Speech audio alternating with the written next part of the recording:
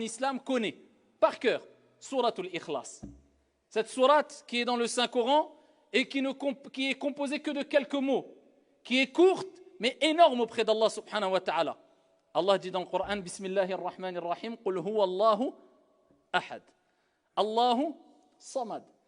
Lam yalid wa lam yulad wa lam yakul lahu kufuwan ahad. Aussi simple que ça, aussi clair et précis que cela, accessible à toutes et à tous. C'est comme si Dieu nous disait, regardez, cette sourate elle est courte, mais celui qui la récite, eh bien, va gagner tellement de choses que je veux qu'elle soit accessible pour toutes et tous. Pas besoin d'être un savant, pas besoin d'être je ne sais qui. Toi qui débutes dans l'islam, en général, tu commences par apprendre cette sourate après avoir appris sourate al-Fatiha. Eh bien, sache que, abshir, réjouis-toi, sache que la récompense est énorme et tu ne peux même pas te rendre compte de la réelle rétribution que va t'apporter la récitation avec sincérité de cette sourate. Dieu veut nous faciliter à toutes et à tous. Tout le monde, tu débutes, tu n'as pas beaucoup de science, récite juste sourate al-Ikhlas. Et attends-toi à d'énormes récompenses et d'énormes mérites. Souratul Ikhlas, pourquoi elle a été appelée ainsi? Donc cette sourate que je viens de citer, Qul huwa Allahu ahad, dit Allah est unique, Allahu samad. On ne peut pas traduire avec un mot, mais en bref, on donnera l'explication très brève, bien sûr, et résumée. C'est lui l'absolu. Lam yalid wa lam yulad.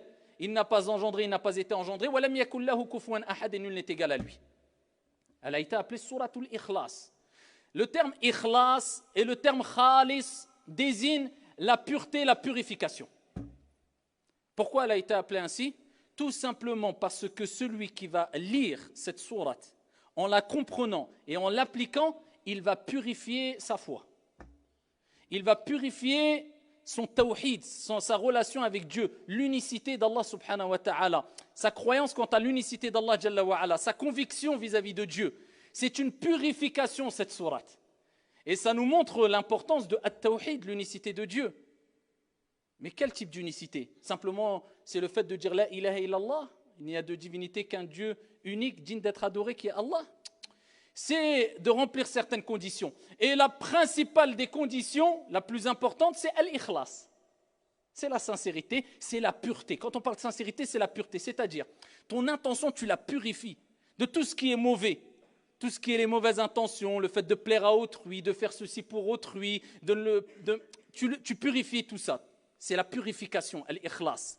La sincérité, c'est le fait de purifier ton action, ton intention, ta volonté, tes désirs, afin de te rapprocher sereinement de ton Seigneur tabaraka wa ta'ala, comme il se doit. Eh bien, Souratul Ikhlas, c'est le but, c'est de purifier ton intention afin de concrétiser at-tawhid